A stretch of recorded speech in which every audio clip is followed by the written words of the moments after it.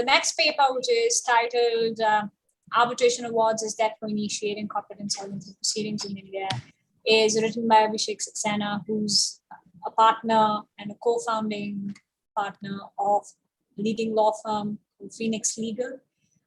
We have Dr. Omar, Salah, a practitioner with an academic heart, giving us a response to the paper. Now, Omar's two titles, one recently acquired, is professor at Tilburg University, and he's also a partner at Norton Fulbright, based out of the Netherlands. Another discussant on the table who has very graciously agreed to be a part of the JGILS editorial board is Dr. Meng Seng, who's a deputy director of the Asia Law Institute and a professor associate professor at National University of Singapore. Now, in terms of the structure, we follow the same pattern. We'll have a presentation by Abhishek, then responded to by Omar, and then Meng Seng. We'll open the floor for discussion after, and I would request that you please write your questions in the chat box so that they can be moderated. So without further ado, I'm just going to share screen and start the PowerPoint. Over to you, Abhishek.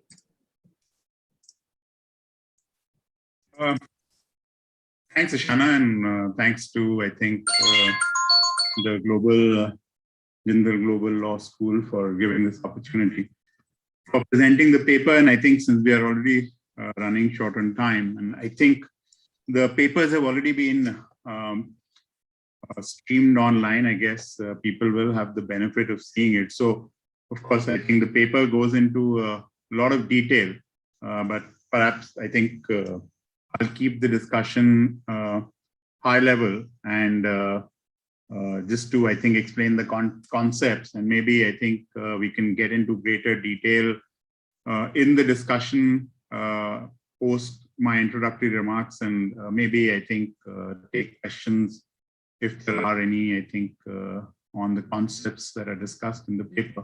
So like you explained, I think the paper deals with the issue of whether arbitration awards can be taken to be proof of debt for initiating a corporate insolvency resolution proceeding in India.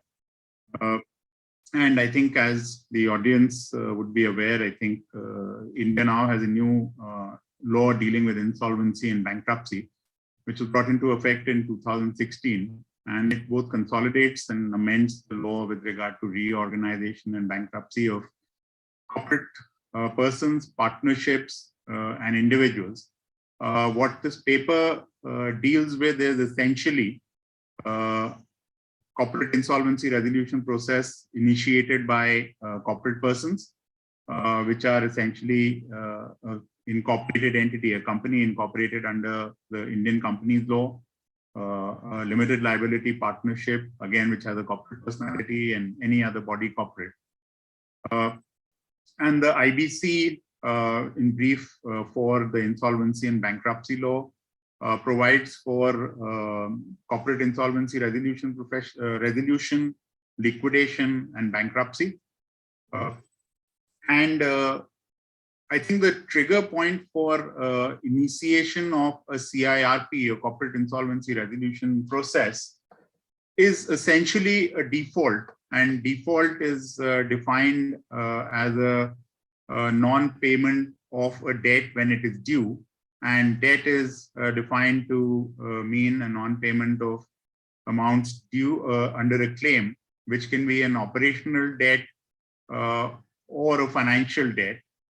And both the financial creditor as well as an operational creditor has been given a right to initiate a corporate insolvency resolution process against a corporate debtor. Corporate debtor is essentially any corporate person who owes a debt and has committed a default in respect to that debt. And the IBC essentially envisages two stages through which the corporate, the resolution process or the restructuring of a corporate debtor takes place. In the first stage is the CIRP, Corporate Insolvency Resolution Process, where the attempt is to try and restructure the affairs of the corporate debtor to see if the corporate debtor can be kept alive and continue to function as a going concern. And that's also the objective of the IBC as well. I think the one key objective is that resolution as against recovery of debt, and the other is maximization of value through the mechanism provided under the IBC. So the first stage of the two-step process that IBC envisages for resolution of a corporate person is the CIRP, which is the first stage. And if that fails within the time period prescribed for that resolution process under the IBC, the next stage is the liquidation, where the assets of the corporate debtor is sold and whatever is realized are distributed among the different stakeholders as per the waterfall or the priority provided in the IBC.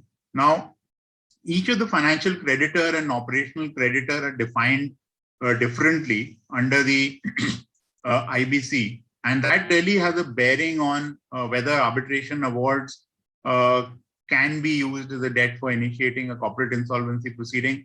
That also has a bearing on how a CIRP process can be initiated by each category and whether it will be admitted or whether they will meet with success or failure.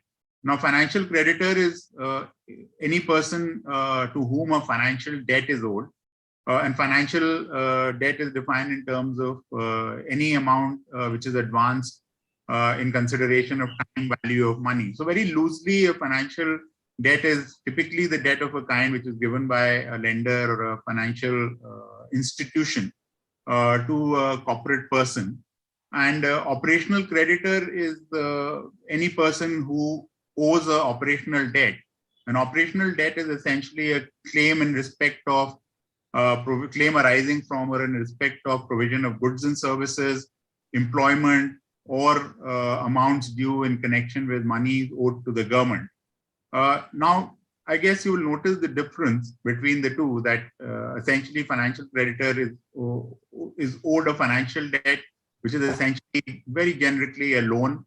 An operational creditor essentially somebody who's owed money under a commercial contract or an employment contract, or if there is any money due to the government or a regulatory authority.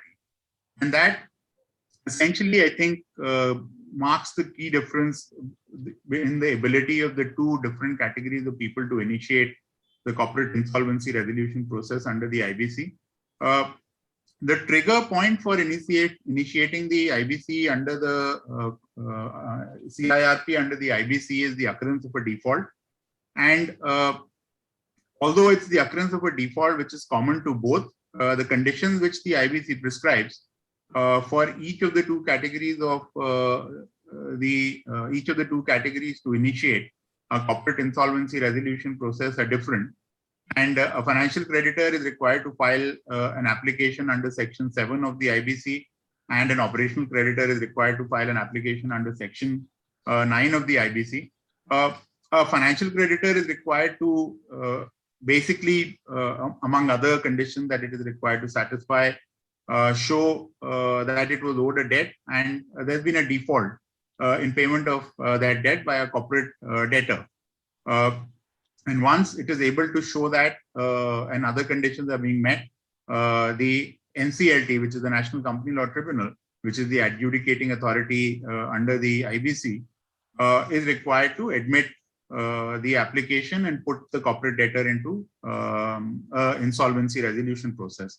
Whereas for an operational creditor, among other conditions, which are also common with the financial creditor for initiating an application, are key two conditions which basically mark the key difference between the rights of the two categories in initiating the corporate insolvency resolution process are that once there is a debt due to it, it is required to send a notice or invoice for the payment due in respect of the debt which it claims is due to it. And then it has to wait for a period of 10 days. And within that 10-day period, the corporate debtor can actually dispute that debt. And dispute is not really that the corporate debtor can fabricate a dispute something that it claims to have occurred after the service of notice, but the dispute has to be a pre-existing dispute, which means that either there was the claim in respect of which the amount is being claimed, a notice or a dispute was brought to the notice of the operational creditor before the notice was served by the operational creditor, or there was already a record of an arbitration or a suit before the court, which was pending. So there has to be a pre-existing dispute. And when an application is filed by the operational creditor, it has to basically both show that it served a notice claiming the amount due to it, and it has to give an affidavit saying that there was no notice from the corporate debtor which was received disputing the amount due to it.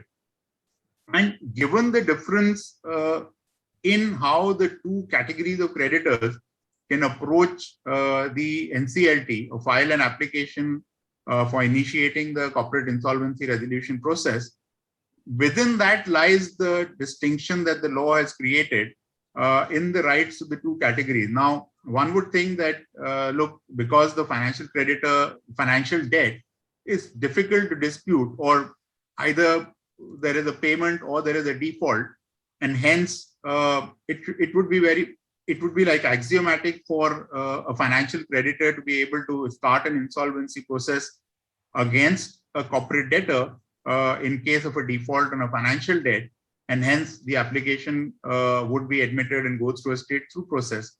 However, even in case of a financial debt, there could be situations where the corporate debtor might be able to dispute the default, and if the corporate debtor is able to do that, the NCLT is under a duty not to admit the application seeking the CIRP of the corporate debtor, and which, for example, happened in the case of Indus Biotech, which I think started from NCLT Mumbai and ultimately ended up in the Supreme Court, and it's a judgment which was passed this year.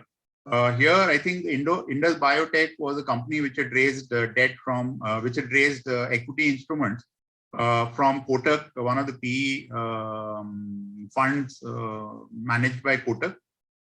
There was a default in payment of the amounts due under the equity instruments on the due date. Kotak filed an application before the NCLT starting the insolvency process against Indus Biotech. And Indus Biotech simultaneously moved an application before NCLT for initiation of the arbitration proceeding, claiming that there was a dispute. And financial creditor, which was Kotak PE Fund, was trying to argue before NCLT that, look, for financial creditor, you don't need to be concerned with the dispute. As long as it can be shown that there is a financial debt and there is a default, the NCLT must automatically admit the application filed by the financial creditor. However, NCLT disagreed with the arguments of the operational financial creditor Kotak. It said that NCLT is actually duty bound under the IBC to ascertain that there is actually an occurrence of a default. And if there is disputes around the fact which can very clearly show that the amounts which were being claimed were not due at the point in time when they were being claimed, the application cannot be admitted. And in this case, there was a dispute around the valuation of the compulsorily convertible preference shares that were issued. There was dispute around the formula, and NCLT refused to admit the application which was filed by Kotak and disagreed with the interpretation that it was trying to take. Kotak took the appeal, filed an appeal in the Supreme Court, and Supreme Court also agreed with the view of NCLT and said, look, NCLT in the first instance has to determine that there is a default. And even though in a financial creditor situation, the chances that a default can be disputed are unlikely to arise, but NCLT still has to determine that the debt is due and there is actually a default. However, of course, while in the case of a financial creditor, the chances of a dispute being raised about a default are few and will seldom occur, given that what an operational creditor is and the fact that it derives the status from an operational debt, which is essentially a claim in respect of provision of goods and services, employment, etc., meaning that it is arising from a commercial contract largely. Hence, and the fact that the IBC requires a condition for making that application to be notice asking for payment of debt and giving the right to a corporate debtor, disputing the amounts being claimed by the operational creditor. Very often a situation arises that that a claim which is being made by an operational creditor has been disputed. And as all of you would be aware that in most of the commercial contracts, the first stage of dispute resolution is provided to be an arbitration. And the contract would have an arbitration clause. And hence, essentially, this paper is concerned with the fact that if there is a dispute between the parties, one of which will be a creditor, operational creditor, would qualify to be an operational creditor, and obtains an award in its favor, can it initiate an insolvency process under the IBC on the basis of a favorable arbitration award in its favor? And there has been a conflicting decisions that have taken place. And finally, I think through traveling through different decisions, I think there is some bit of clarity on that point, although there is some confusion that is still being created by certain judgments. And maybe before jumping into these different decisions, I think it might be useful just to briefly talk about, I think, the scheme of the Arbitration and Conciliation Act 1996, which essentially contains the law relating to arbitration and conciliation in India. And broadly, without delving too much on it, there are two. It talks about two different kinds of arbitration: domestic arbitration, of course, three: domestic arbitration, international commercial arbitration, and arbitration will lead to foreign award. We are perhaps concerned with the domestic award and foreign award. Domestic award is an award which is given under Part 1 of the Arbitration and Conciliation Act, and foreign award is an award given under Part 2 of the Arbitration Act. The key difference being that domestic award essentially is between two Indian parties, seat of arbitration is India.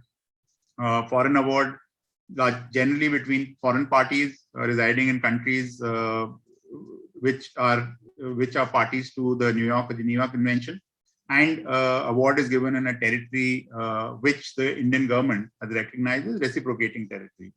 And for a domestic award, once an award has been given in favor of a party, the losing party can file an appeal challenging the award under Section 34 of the Indian Arbitration and Conciliation Act.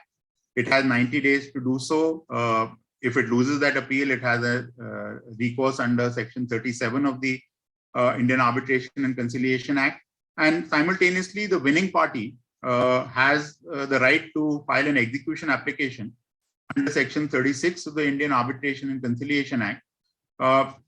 Once the 90 days period have expired, which are given to the losing party to file an appeal, or no appeal has been filed within that time period. For a foreign award, there is the winning party is required to come and file an enforcement application seeking to enforce the award before the appropriate court in India, and the losing party can again challenge the award depending upon the rules that apply to the arbitration. Now, I think, and then these are relevant in terms of this next section of the paper, which I'm going to talk about. So now, like I was discussing, for a financial creditor, if there is an arbitration award in favor of a financial creditor, given that it usually involves the payment of money, and if the subject matter of really the dispute is around payment of money and it's been pronounced in favor of the financial creditor, there can't be really a challenge around it. And if an award has been obtained by a financial creditor, it certainly can form the basis for initiating a insolvency process under the Insolvency and Bankruptcy Code. The interesting bit, and this, which is the subject matter of this, I think, paper, is the arbitration award and their status in relation to operational creditor. Now, courts have very clearly said that, like I mentioned earlier, that a key condition for an operational creditor to be able to file an application is non-existence of a pre-existing dispute for it to be able to claim the admission of a CIRP process under the IBC. And that's what the judgment that the Mobilex innovation judgment of Supreme Court has held, that in order for an operational creditor to be able to maintain an action for insolvency, there has to be a existing dispute. There should not be an existing dispute on the day that it files an application under the Insolvency and Bankruptcy Code. And I think the reason being, and it examined it in its judgment, is that which was recognized even in the bill which led to the passing of the act, that given that the operational creditors are creditors who are owed money from commercial contracts, there was a concern that it should not be that if the company is otherwise solvent, operational creditor is able to take the company to insolvency resolution because it is owed money which is disputed, and otherwise the company is solvent. And I think the judgments have really reaffirmed that objective of the IBC, that an operational creditor should not be able to maintain an insolvency action if there is a existing dispute with regard to the debt being claimed by it. And then we come down to the section where we examine whether how have the courts viewed the arbitration awards and whether they've been recognized as debt, and whether you can initiate insolvency resolution action on the basis of those debts. So I think one of the first leading judgments on it was, I think, Annapurna infrastructure judgment, which was passed in 2017. And under this, there was an award, there was a dispute between parties under a commercial contract. Award was given in favor of the operational creditor. The losing party, the so-called corporate debtor, filed an appeal against that award under Section 34 of the Arbitration and Conciliation Act. It was unsuccessful in that appeal.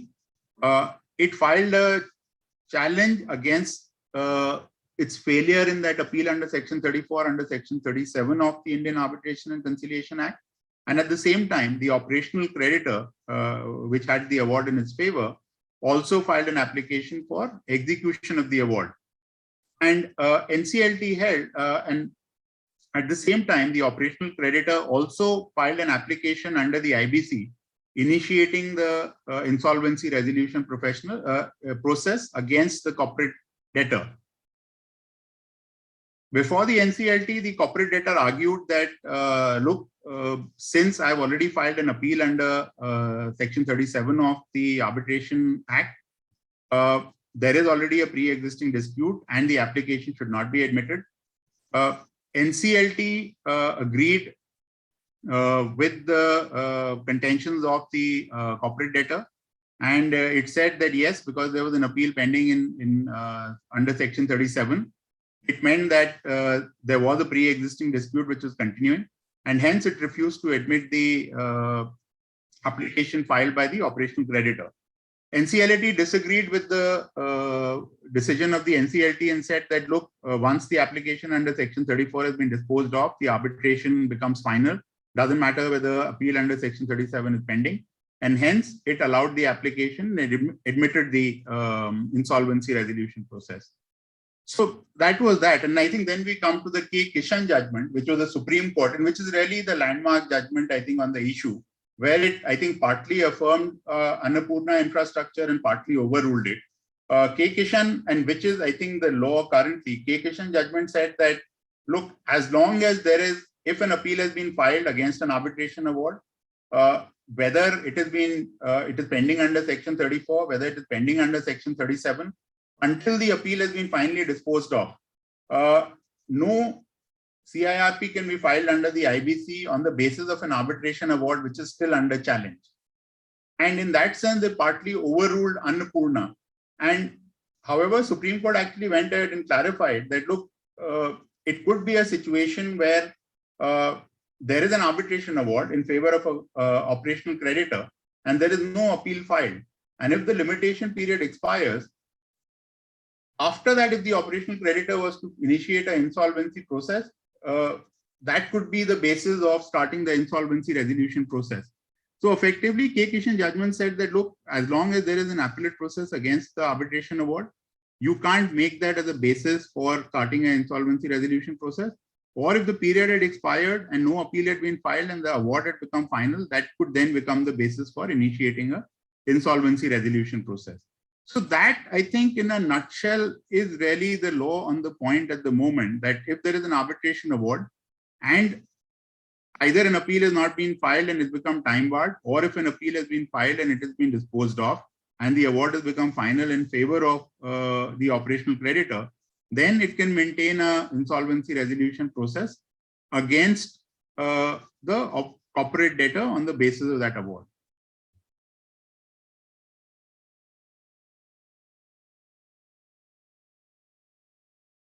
Thank you, Abhishek. Very insightful.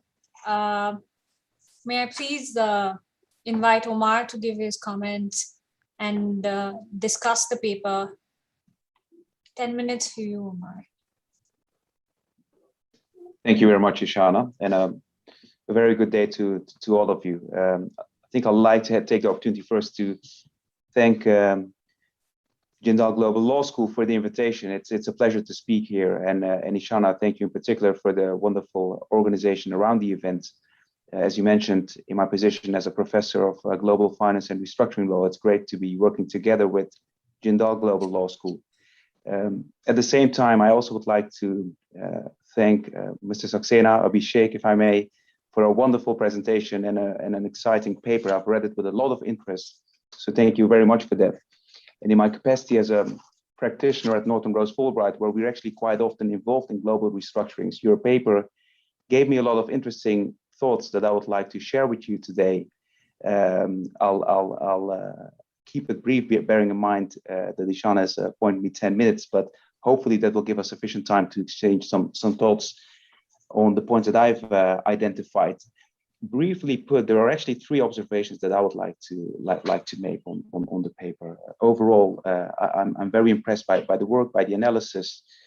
The three observations that I have really come from my perspective, which is much more an international perspective, looking at India. I'm obviously not qualified to get into the details of the analysis, but I do think that if I look at it, there are some food for thought from where I stand, being based in Amsterdam.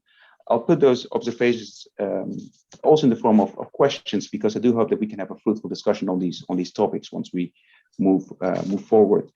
One of the points that I had, and that is my first point when I looked at it, and I think Abhishek, you rightly pointed out that the landmark decision on this seems to be the decision of the Supreme Court of India in K. Kishan versus Vijay Nirman Company. If I look at that decision,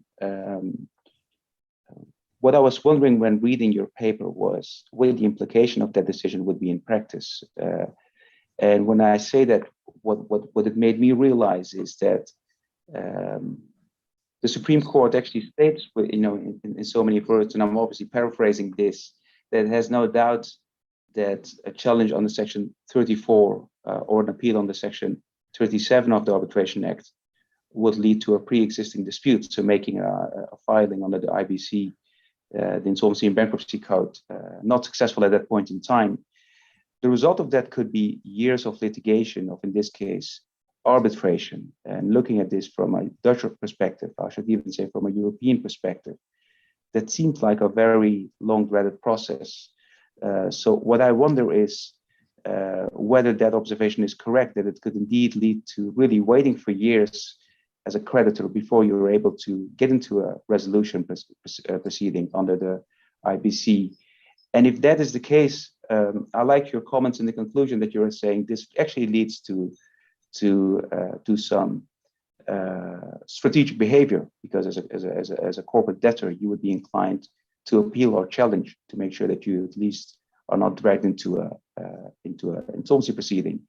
That type of strategic behavior, from a practitioner's perspective, is exciting, gives you possibilities. If I look at the considerations of the bankruptcy code, it seems to be in line with it to some extent, keeping in mind that the premature filing was not intended to be facilitated. At the same time, I do wonder whether years of litigation and arbitration would still be in line with the spirit of the insolvency and the bankruptcy code, looking at that.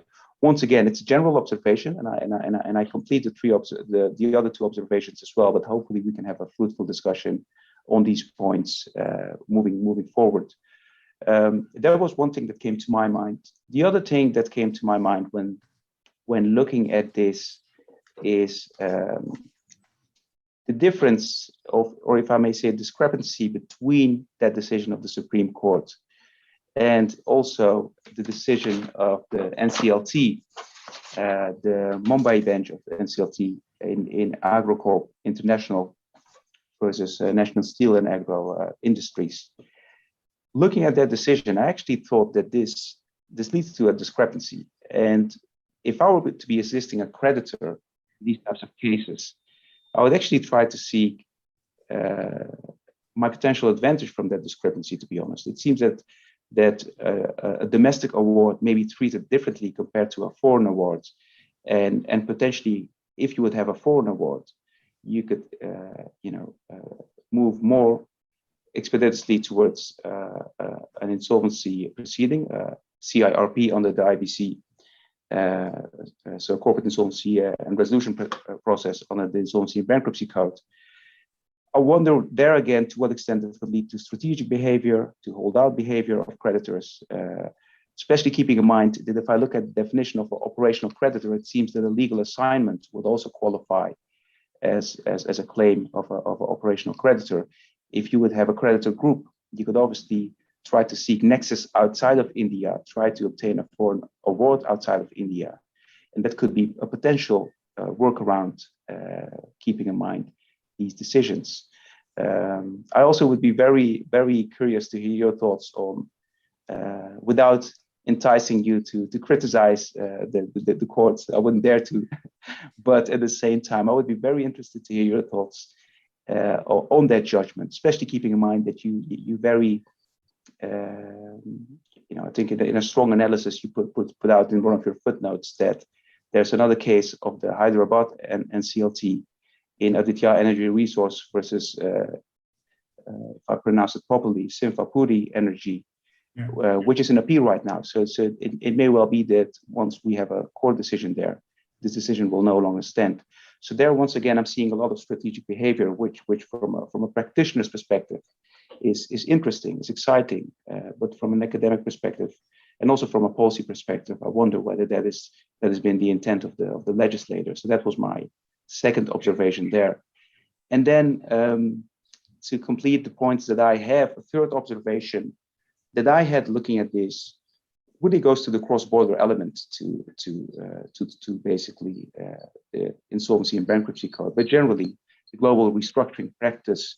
If I look at India, it's obviously a wonderful and a very exciting jurisdiction with large corporates, very large conglomerates, I should say.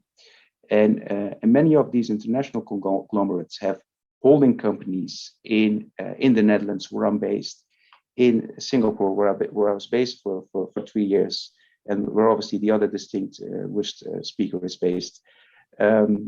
And if I look at this, once again, looking at it from a perspective of a creditor, whether that's an operational creditor or a financial creditor, because I've also taken note of your references to the rulings that financial creditors may also, get into some challenges when seeking to establish that there's a default within the meaning of the Insolvency and Bankruptcy Code. So if you would consider that there's an Indian large group with cross-border activities, holding companies, let's assume based in the Netherlands, assisting a creditor there again, advising a creditor there again, I would really be inclined to say, why not go for an insolvency proceeding in the Netherlands, potentially even a bankruptcy proceeding in the Netherlands, but leaving bankruptcy aside for a bit. I mean, as I hope most of you know, being part of the Global Law School, in the Netherlands, we have this Dutch scheme, the Wet Homologatie Onderhands Akkoord, WOA, which is a bit of a strange pronunciation, but it's basically a resolution mechanism, a restructuring proceeding based on the US Chapter 11 and the UK Scheme of Arrangement, which really provides for international restructurings as well. One thing that you could consider is to really try to open insolvency proceedings in the Netherlands for the holding company of an Indian group, try to use that as a nexus to create, nexus and jurisdiction in the Netherlands, and then restructure the group in another jurisdiction like the Netherlands. Although this may sound a bit far-fetched, we actually have seen in practice that these types of issues may arise. If you look at the Jet Airways case, it even went further with, the insolvency proceeding being opened in India, but at the same time, the North Holland District Court in the Netherlands being willing to open a bankruptcy proceeding for Jet Airways in the Netherlands.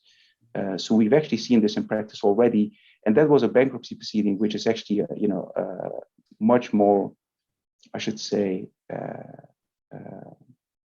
heavy from the perspective of the corporate, right? Because that would lead into a liquidation. And I'm talking about pre-insolvency proceedings with this Dutch scheme, which actually seem to be more realistic.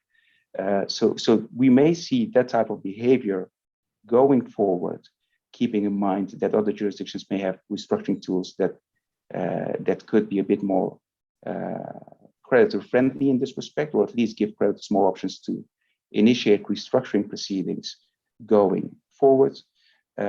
We can have very interesting discussions on the recognition of that for an insolvency proceeding in India. And maybe that's a topic to leave aside for the moment, because in Jet Airways, we've also seen how cross-border insolvency protocols facilitate, the potential hurdles that we would encounter as part of recognition. So leaving recognition aside for a bit, and keeping this observation in the back of my mind to come to my main point, and that is, do you think that the existing case law right now on this specific topic, the treatment of arbitration awards in India, would put India at a potential disadvantage for cross-border restructurings, because creditors may actually seek to restructure, or at least try to open restructuring proceedings in other jurisdictions, because they may find that doing that through India can be a very difficult process, and maybe difficult is not the right word. Maybe I should say it may take more time to reach the point where the insolvency proceedings will be opened in India.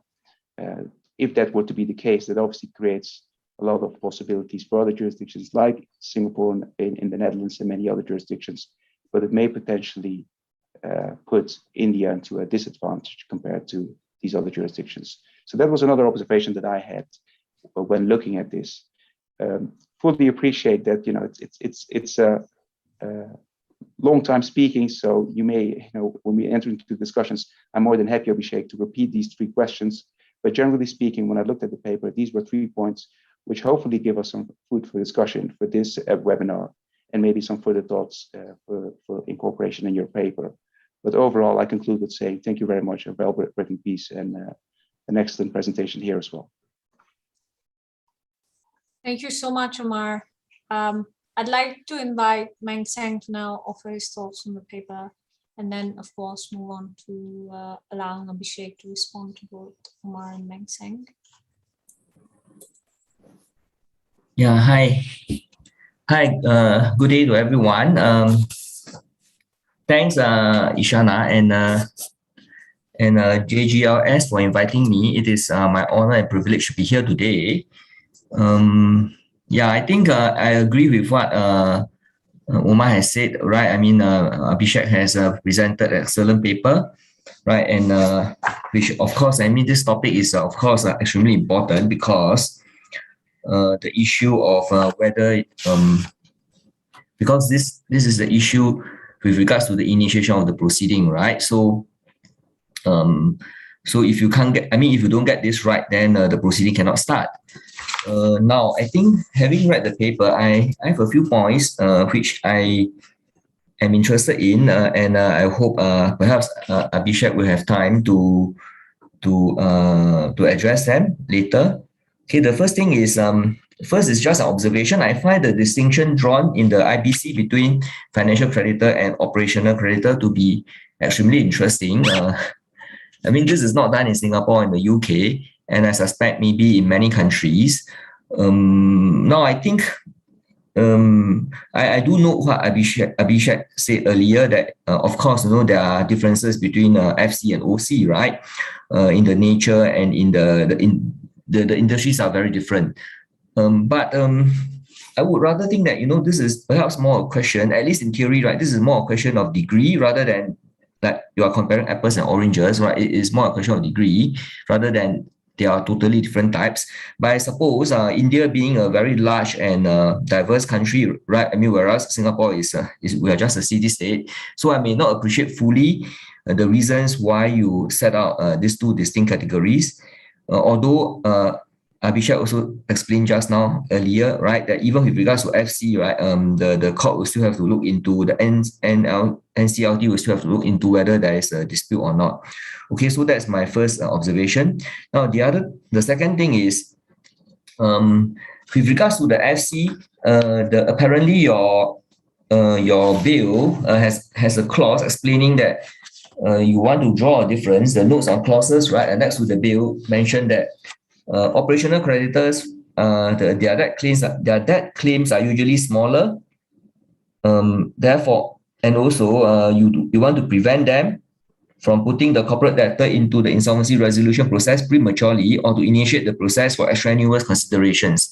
Now, I find this very interesting, right? I mean, why should the debt being small prejudice an operational creditor, right? I would have thought that if a company can't pay a $10 debt, right, that is worse than a company which can't pay $1 million, for example, $1 million, right? I mean, if you can't even pay let's say not $10, if you can't even pay $100, that shows that you must be really insolvent, isn't it? I will turn it around to argue that, I don't quite see the reason here, right? And secondly, as for extraneous considerations, well, I mean, it is possible that, of course, the operational creditor may be in competition with the debtor, right, and want to therefore apply for this insolvency proceeding, right? That could be one of its motivations.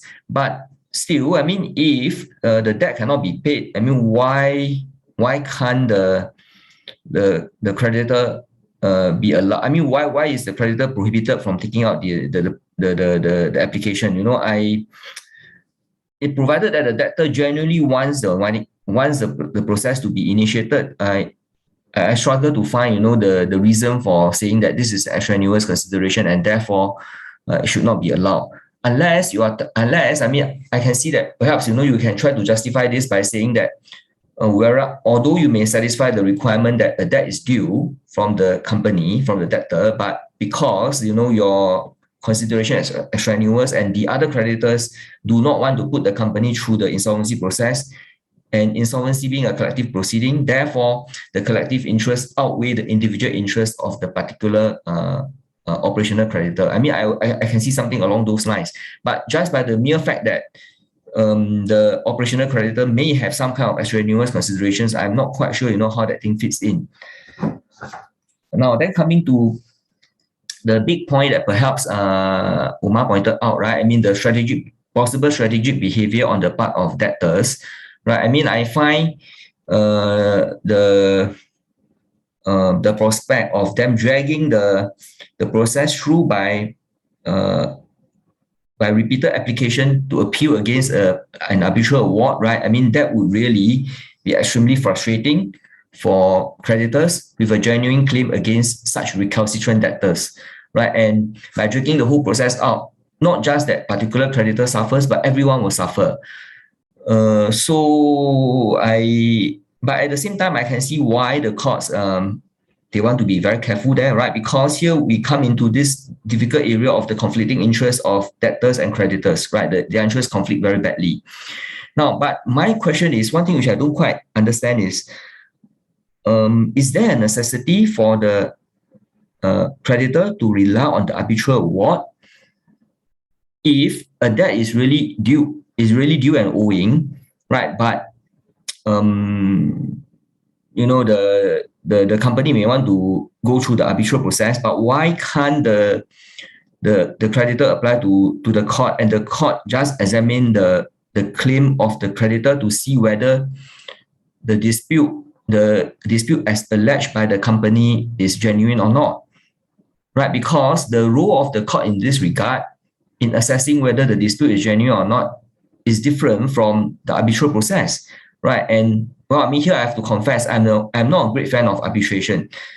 So sometimes I wonder, whether the arbitrators, whether somehow, even if it is something that's very minor, they not really genuine or on substantial ground, they may want to look in, they may want to allow the parties to argue and to look into the matter, right? So that may perhaps work in the context of arbitration, but here we are talking about a different track, right? A different right which the creditor wants to enforce, right? This right of trying to collect a debt through an insolvency process is a right given to the creditor in the statute.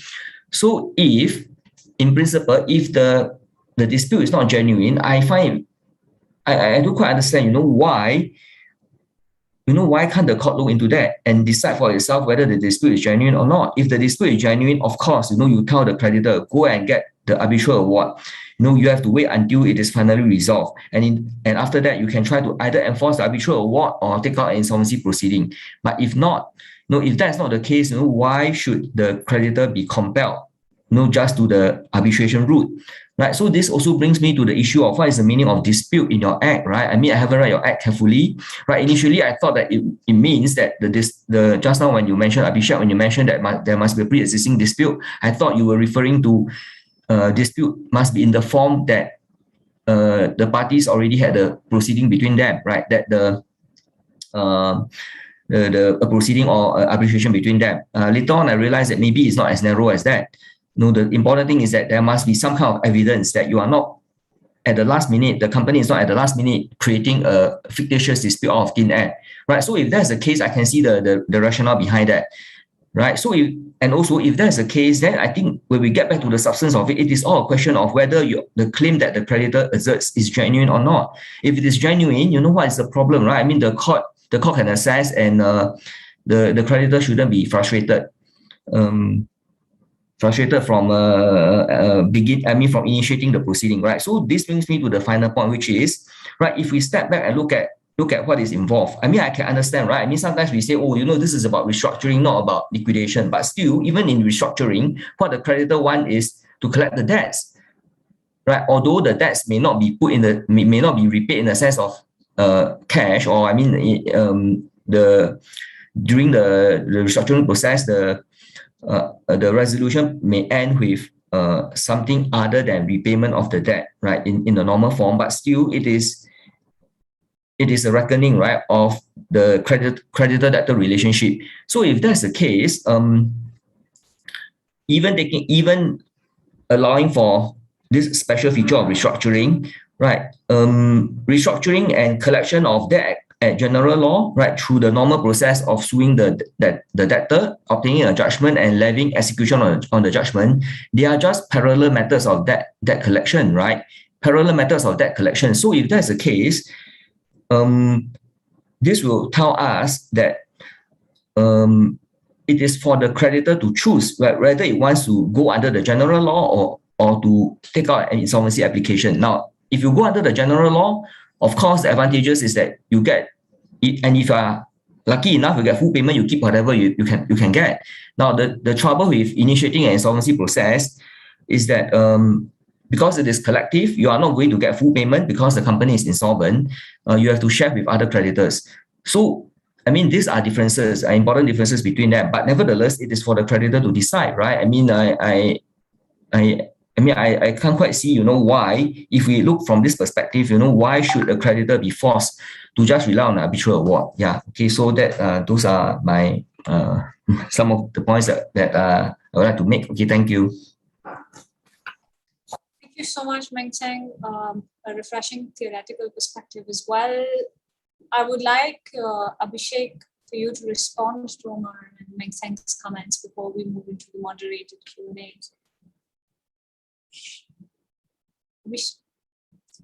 You're on mute, Abhishek. No, I was saying, I think excellent point, but I think both Omar and Meng Seng, I think despite really, like Omar said, not being qualified, I think under Indian law, but great points, I think. So just picking up Omar's point first. So you're right, Omar, I think delay is a very real issue, I think here, given the fact that if you have to go through the hoops of, I think, finally getting the arbitral award enforced in your favor, certainly, and in India, again, given that it's such a vast country, it also depends upon which part of the country you could be faced with, I think, facing a challenge to an arbitration award or be executing the arbitration award. So yes, I think absolutely right. But I think it comes with, I think it's inherently linked to the scheme of the arbitration, the Insolvency and Bankruptcy Code, which essentially draws that distinction between the financial creditor and operational creditor, because operational creditor being defined as somebody who is owed an operational debt, which is a claim arising from goods and services. And essentially, I think I would guess under all jurisdiction and even under your jurisdiction, I'm sure there would be some stage under your law, like under Indian law, which would establish when does the arbitral award becomes final and binding. And that's what I think the observation that you were reading out, the K. Kishan observation, I think the court said that, look, the pre-existing dispute, the arbitration award is just the first stage of the continuation of the pre-existing dispute. And if under the law, the party has a right to file an appeal and to file a further appeal, which can go in its favor until that appeal is finally disposed of. And the law provides for a limitation period of 90 days, that for a domestic award, likewise for a foreign award, there is a limitation period prescribed. Within the time period, a losing party can challenge that arbitration award. So if a party doesn't make use of that period provided to it to appeal, or if an appeal is filed, I think the court's view is that, given the inherent philosophy under the IBC that if there is a pre-existing dispute, the operational creditor should not be allowed to initiate a bankruptcy, insolvency and bankruptcy proceeding. To take it to its logical conclusion, it would mean that that pre-existing dispute should be finally resolved in favor of one party or the other. And in this case, it should be finally resolved in favor of the operational creditor in order for it to be able to claim that it can file a bankruptcy process on the basis of it. Because I'm saying, even if you were to remove, let's say, keep IBC out of the picture for a moment, even before a party in whose favor the award has been given, to be able to enforce and recover the amount due under it and attach assets, so to expect at least the counterparty to pay, it has to acquire finality in its favor. So I think the fact that even under arbitration law, the winning party cannot claim to get the right to get paid until the arbitration award has acquired finality, I think it's an extension of that principle to the IBC, to say that, look, because we say that there should not be a pre-existing dispute, and because it has not acquired finality, you really are not a creditor finally, and hence, therefore, you can't really take out an application for the under the IBC. So that really, but you're right, I think. And the other aspect is that if you were to look at the empirical data, the financial creditor, the claims filed by them are in an order of magnitude to the claims filed by an operational creditor. And unfortunately, I think generally here as well as globally, financial creditors seem to be given a much better, higher order of priority, or a higher priority than an operational creditor, being just a provider of goods and services against being a provider of capital to the business. And hence, I think that also perhaps is, I think, a reason where a financial creditor is given a different treatment, and also given the nature of financial debt, where if you've taken a loan, other than in exceptional cases, the case that I talked about where there was a dispute about valuation of the convertible instruments, and because of which insolvency process was not allowed to be initiated, seldom there is going to be a dispute around a financial debt. Either there will be set dates for its payment, and either you paid or you've not paid. It's very difficult to dispute that a debt which was due on a particular date was not paid by the defaulting party. So yeah, you're right. But I think, like I said, I think the principle seems to be that if arbitral award holder won't get a right to recover until it is finally regarded as the beneficiary of that award, that they've extended the same principle even under the IBC as well.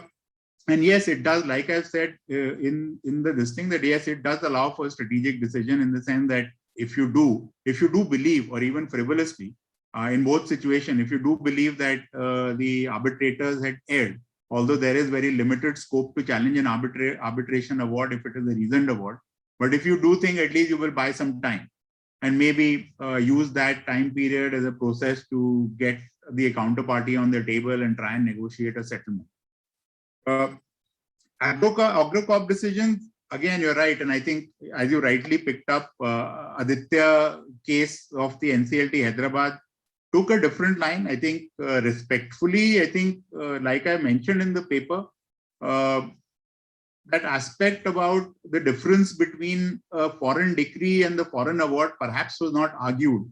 And maybe enough emphasis was not, or the K. Kishan case was not highlighted in its entirety, or I think it might not have been argued well, because I think, I don't know about other court, but in India, it's basically, given the nature of how the litigation is done, it all depends upon how a case is prosecuted or how a case is argued. And if a particular point is missed, and unfortunately, because of the workload, if that point is missed by the judge as well, you might end up having an argument which might get corrected by a subsequent judgment. If it is, somebody will point this out and they'll say, oh, look, it was per incurium, and hence they might want to take order differently from what a prior judgment would have done. Because where I think they missed the point is that it was argued that, look, because it was a foreign award, hence, and it was given in London, which India recognizes as a reciprocating territory. So they mixed up the Arbitration Act and the Code of Civil Procedure. Because under the Code of Civil Procedure, if the decision is given by a superior court in a reciprocating territory, that can be enforced as a judgment of an Indian court. But whereas if it is an arbitration award, the Arbitration Act very clearly says that it has to be enforced. It has to go through that enforcement process. And in that enforcement process, the losing party does get a right to object. Again, limited grounds to object, but let's say if there's a fundamental error or error apparent on the face of that arbitration award, the losing party will successfully be able to argue. Let's say it argues that award is opposed to public policy, or if it is able to bring the case within the grounds which are provided on which it can object, then the losing party will have a right to have that award argue for it to not be enforced. And if the Indian court does order a non-enforcement of it, they will not really have, the winning party will not have an award in its favor and will not therefore be able to maintain a CIRP on the basis of that award in its favor given outside India. So in that sense, I guess the Agrocop case, in another case in the future, will probably get corrected by, I think, being argued well. Ishana, is there time to respond to other questions as well, or are we running out of time? We are, but let me just sort of put it all together in one question that I can throw open to the panel, unless the discussants want to add an additional point to Abhishek's response. So we can just take one consolidated question.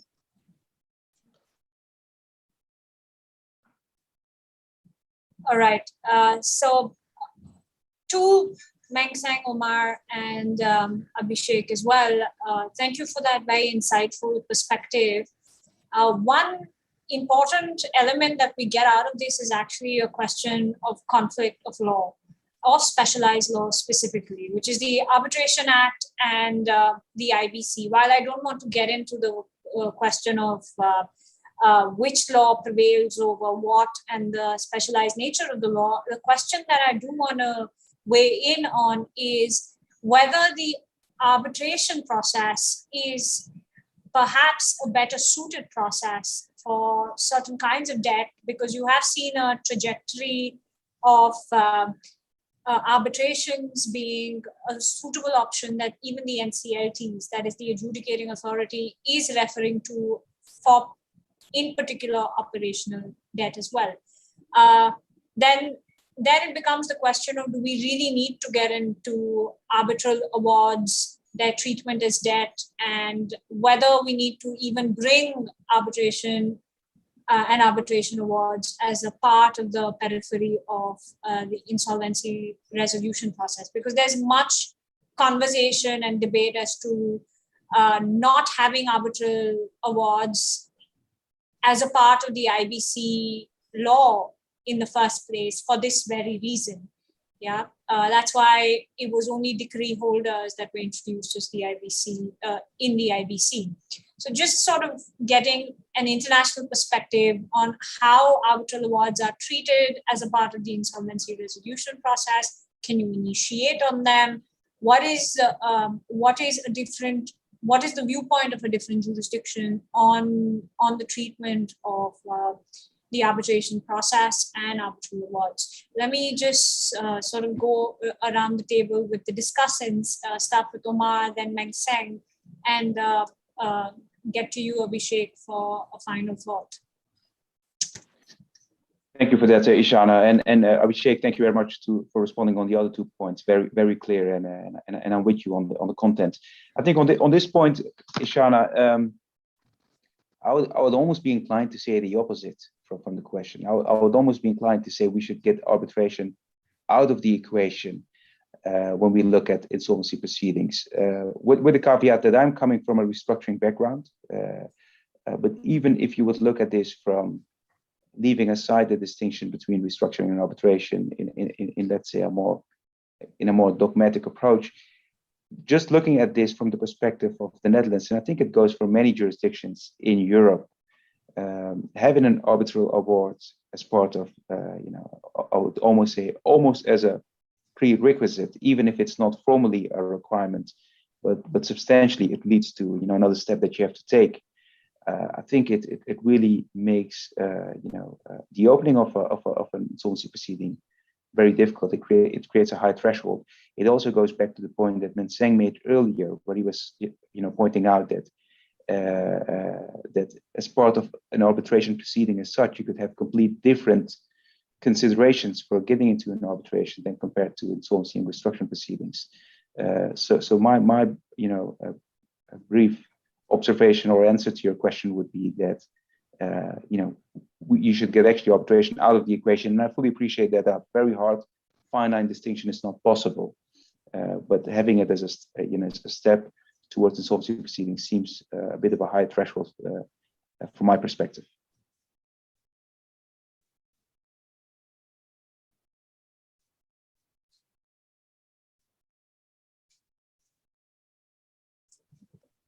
Meng, Seng, over to you. Yeah, okay, thank you.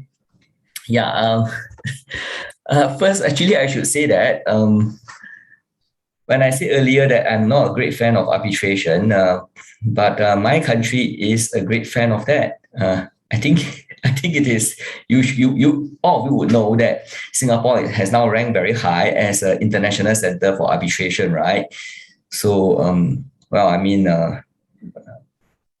I think some people in Singapore may not be happy to hear what I say, but okay, but putting that aside, right, the big issue in Singapore in recent years, similar to the issue raised in London and in Hong Kong, has been over what happens when there's arbitration agreement between the parties, right? When the parties agree that their dispute shall be dealt with through resolution.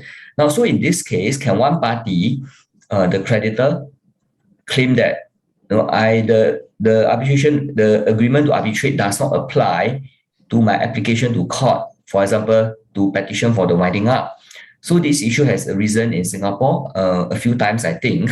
And in one recent Court of Appeal judgment, the Court of Appeal gave a very complicated reasoning, right, to this issue as to how does the agreement to arbitrate, how does that impact on the creditor's ability to, in a way, to ignore the arbitration agreement and just simply apply to court, right? Especially arguing on the basis that whatever may have been provided for in the arbitration, however I may be constrained by the arbitration agreement, the debt is owed by the company, and the company has no bona fide defense, has no defense on substantial ground. So whatever argument that the company may put up is just like what, in the context of IBC, there is no real dispute. So, but the court, had there not been such an arbitration agreement, had it been just simply the parties that the dispute otherwise would have been dealt with through ordinary litigation, such an argument would not have worked, because the fact that I can collect the debt through ordinary proceedings has never been a hindrance to me as the creditor applying for winding up or for whatever insolvency procedure. But But the trouble is that just because of the fact that they have an arbitration agreement, this thing becomes very complex. And I may add quickly that in Hong Kong, the authorities are not consistent. So some courts said that, if you have an arbitration agreement, then you cannot apply to court for winding up. You have to go through arbitration.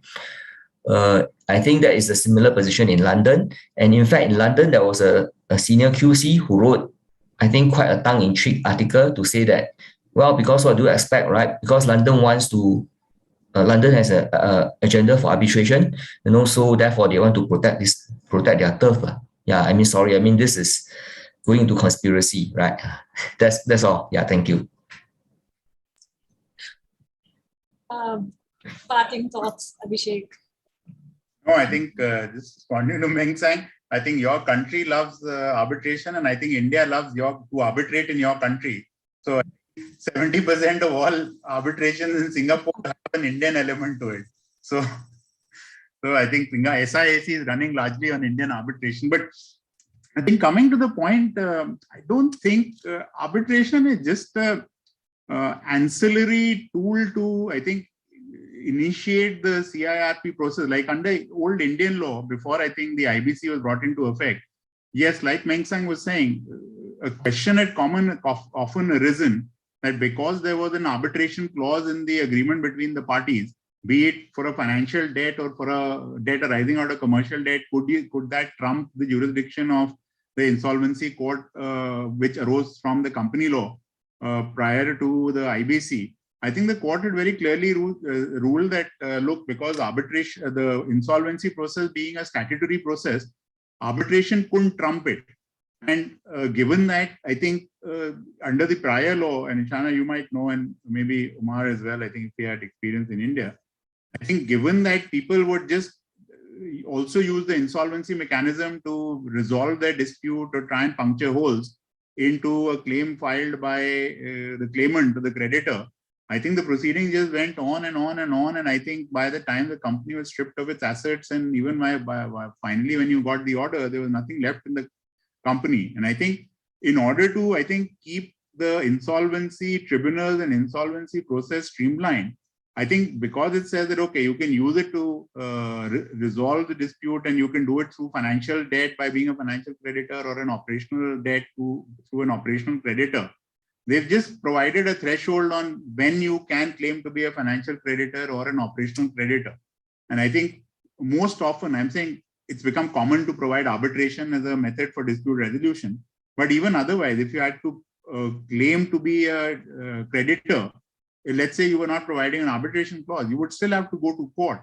I think unless one was to say that, look, instead of trying to establish your right to a debt through a commercial court, let the insolvency court, that the commercial court and insolvency court be merged into one entity, and the insolvency court first establishes the right of a creditor to that debt, and then if that right is established, grant an order initiating the resolution process in respect of the debtor.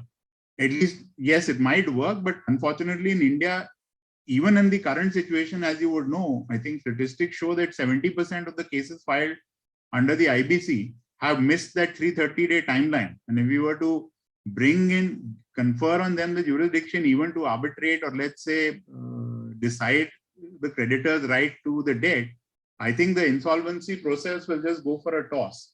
So it's an unfortunate pitfall. And I think in jurisdictions where courts function efficiently, I think the thing to ask is that arbitration should function as an effective, each institution should function effectively and efficiently and within a time-bound manner, so that you get arbitration award within a reasonably quick time. You have the court disposing of the challenge or enforcing the award within a relatively quick time. And likewise, I think the insolvency court should stick to the timeline within which the law requires them to resolve disputes. Because I think ultimately it all goes back to creditor. It's basically money being one of the factors of production. And I think holders of money, the whole purpose is that money should not get caught up in the legal processes. And I think irrespective of whether you recover 10 cents to $1, if you recover it in 1 month versus 10 years, you are able to put that 10 cents to $1 to work much quickly than if it is stuck for 10-year time period. So I think these are specialized processes, and I think what one should argue for, according to me, is that each of the institutions functions effectively, and I think the resolution under each mechanism is, I think, fast. Thank you so much, Abhishek. Thank you, Omar and Meng Seng as well, for kickstarting the session for today with the paper. And with that, I want to move on the theme of timelines and specialized laws with Uday Khare, Akshaya Kamalnath, and Christoph Palas, who are our next panel. On the theme of timelines, on the theme of something very topical in the nature of home buyers that we've been speaking about, and delve into the real estate sector and its conundrums vis-a-vis the insolvency regime in India. If I could invite the next panel, please. Thank you so much. We're going to talk a little bit about timeline while we're running late. Thank you for joining us from two jurisdictions,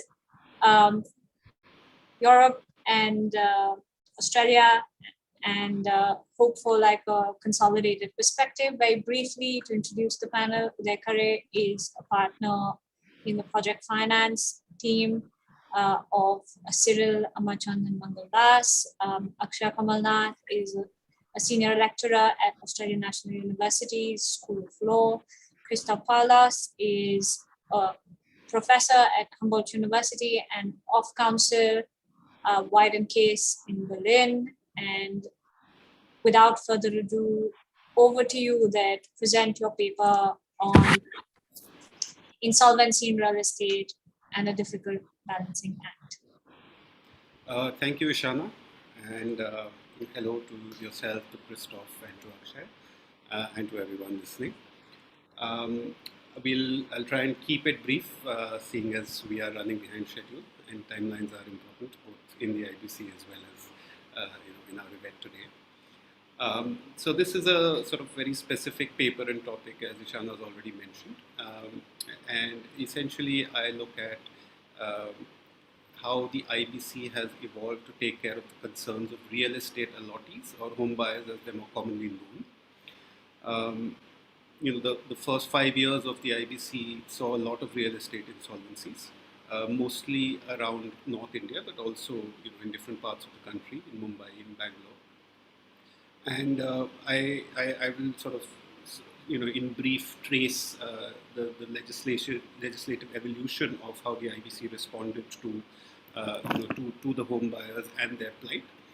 And I think this is particularly important, not just from the perspective of the stakeholders involved, but also because it shines a light on how a new law like the IBC has adapted to the needs or adapted to a circumstance where a particular group of stakeholders was sort of left outside the process, and how it sort of responded to include them within the process, and I sort of then we'll go on to sort of talk about whether the way it was done was correct, whether it can be improved. So before I actually start on the home buyer question, there's two aspects of the IBC I'd just like to draw attention to because they are sort of fundamental to the home buyer question. One is, of course, a distinction between operational creditors and financial creditors, and more particularly the sort of unequal distribution of rights and privileges between them. So the financial creditors are the only creditors on the committee of creditors, which drives the resolution process. The operational creditors have essentially only a guarantee that they will get paid their minimum liquidation value. And also financial creditors are usually secured creditors as well. So even in liquidation, they are higher up in the waterfall. The other key aspect which is also very fundamental to the IBC is the concept of the time-bound resolution.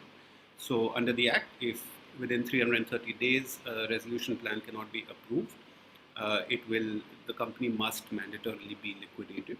And this was, of course, brought in part to sort of counterbalance difficulties we had in the insolvency and winding up space previously, where companies languished for a long time in winding up, and previously in that under the SICA regime.